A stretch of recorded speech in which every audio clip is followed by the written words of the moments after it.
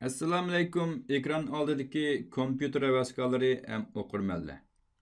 Sizga oldingi soat darsimizda kompyuterningki asosiy tor bilimlar to'g'riliq nazariyaviy uchur berdim. Tuvanda shu nazariyaningki amaliy qo'llanishini ko'rsatib o'taman. Siz tor to'g'riliq bilishga tegishli uchurlardan IP adresini domain name yani tor boshlig'ini andan bir qism buyruqlarni bilishingiz kerak. Masalan hozir shu ekranda ko'rib turibsiz. Men bu yoqqa www.checkit.google.checkit.com ni bosdim. Bosgandan keyin bu HTTPS degan protokol avtomatik holda qo'shildi. Torbat ochildi. Undaq bo'lsa, bu ism bilan men deb o'tgan IP adresining qanday bog'lanishi bor. Masalan, tuvanda biz shuni ko'rib boqaylik. Men do'st holatdagi buyruq, ya'ni ko'zligini hozir bu yoqdan ochdim. Masalan, men bu yoqdan ping www.google.com deb yozib boqay. Bossam tuvanda ko'rib turibsiz. Shu 172 217 26 4 degan albatta shu google.com torbatninki mulozimatchi mashinaga vakillik qiladigan bir IP adresi. Masalan, tuvanda shuni bes boqaylik. 172 10 tarafni chekib, edit degan takrorlash, martigan belge qo'yish. Masalan, hozir belgini bu yoqdan tanladim. Ondan yine edit qilib, copy ko'chirman deymiz. Ondan bu yoqdan tor adresini besib boqay. Shu https deb besib boqay. Manandan hozir sizningki ulunishingiz private emas deydi.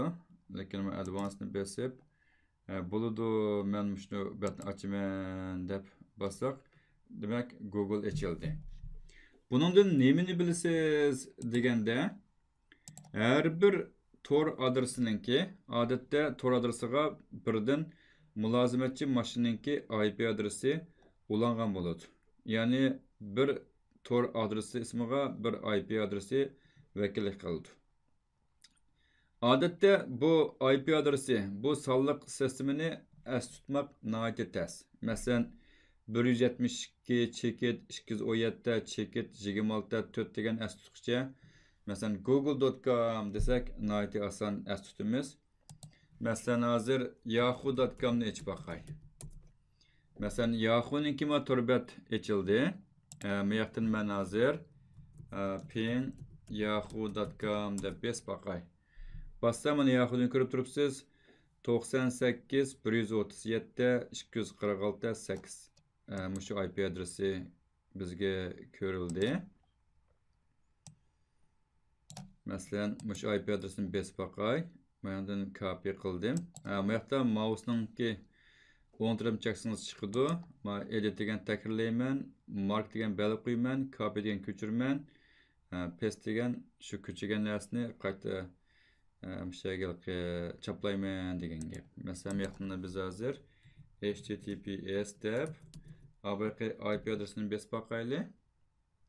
Enterni bosdik. Yine bu uchur chiqib oldi. Sizningki ulanishingiz shaxsiy emas, secure emas deb. Biz bunu bilamiz. Secure, advanced degan alaydan besib bo'ldi, shuni ichiva desak. Mana hozir ko'rib turibsiz. Bu yoqda Yahoo deb chiqdi. Lekin bat ochilmadi. Balkim buniga men 80 deganni bossam, bu sayt cannot be reached ochilmadi. Balkim boshqa bir xil bu torbatga boshqa IP adresi bo'lishi mumkin. Shu nima demoqchi deganda, demak shu Yahoo ochildi. Shunga har bir torbatga odatda birdan IP adresi ulangan bo'ldi. Bu ko'ringan ismni domain name deymiz. Bu domain name'ga ism mos keladi.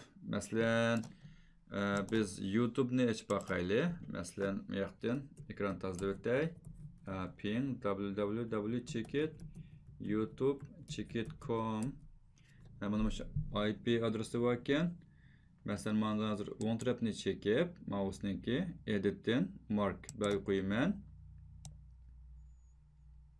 Andın mani copy kılıman. Mekten ma paste qilib bakılı.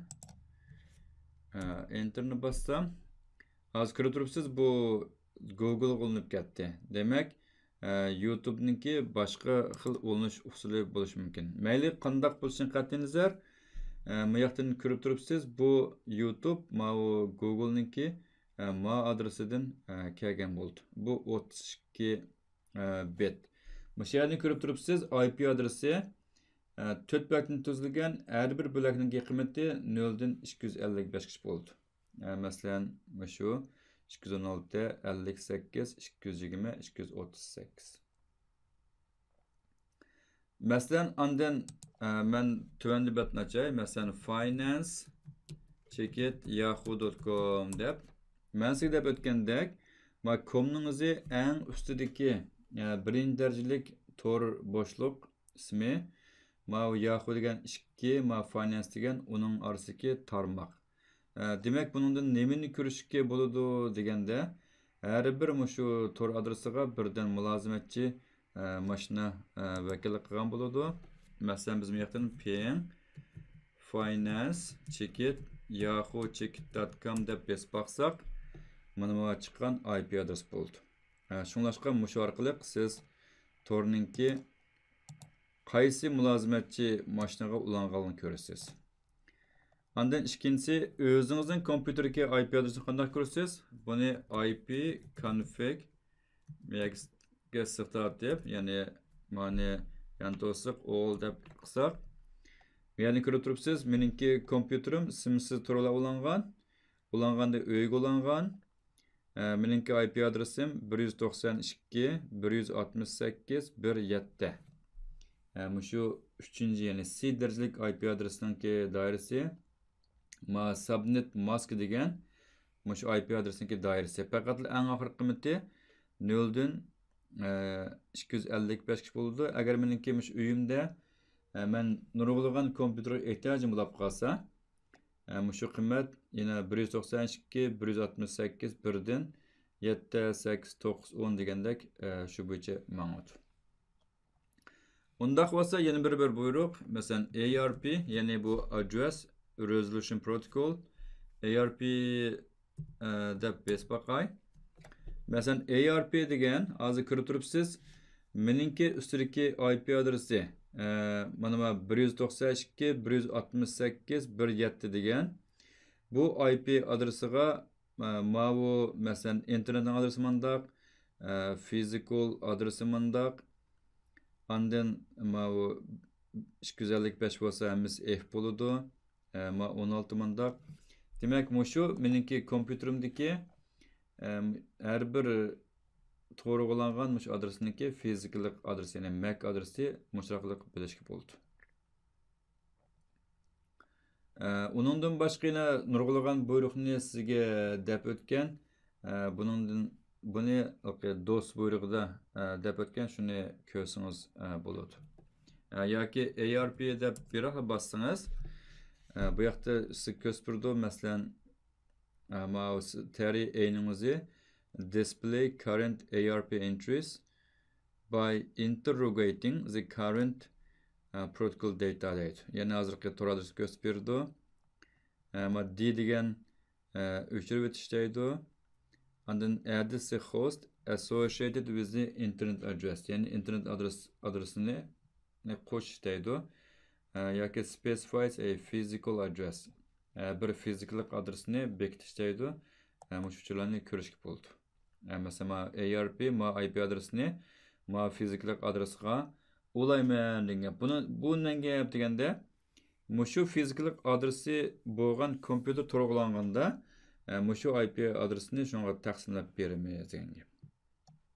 Uningdan boshqa yoqdagi IP config all deb bassak, oldi deb o'tgandek DHCP dedik. Masalan, bizniki şu Erketcan maşiniki IP adresini tasdiqlaydigan sistema DHCP server. Bunun adresi 1. Yani şu gateway dedi, şu adresideki maşin mülazimetçi sistema qolgan IP adresini taqsimlab berdi. Bu aldı da dep ötken IP adresininki qiymati şu. Odatda o'zingizning kompyuterdagi torni, masalan şu tor kartisi saqmi buzuqmi buni qandoq bilmaymiz desak, bu ping buyrug'i 127.0.0.0.1 ni bassak, ma reply from degani şu adresiga uchirib etdim. Uchirib 100% bizga qaytib keldi. Yani hech qanday uchur yo'qmidi. Şu orqali biz sisteminingki şu tor kartisiniki obdan ishlayotganligini bilamiz. Uningdan boshqa men sizga deb o'tgan, masalan, FTP deb bassak, hozir mana FTP chiqdi. Bizniki hozir FTP mulozimatchi mashina yo'q. Shunga bu buyruq ishlaydi. Agar mulozimatchi mashina olib qolsa, siz masalan FTP deb andan bu yoqqa suhbatini bersangiz, nurg'ulg'an buyruqni chiqib berdi. Masalan, FTP bu siziq Windows display of remote server. Yani yiroqdagi kompyuterningki şu uchurdan chiqolmas degan gap. Ankendan login as anonymous deydi. Yani namsiz torga şu FTP mulozimat mashina ulash deydi. Mush orqali ko'rsiniz bo'ldi. Men bu amaliy mashg'ulotda sizga IP adresi bilan şu tor adresiniki bağlanışını dep öttüm. Qolgan uchurlarni o'zingiz tordan izlab ko'rib olsangiz bo'ldi.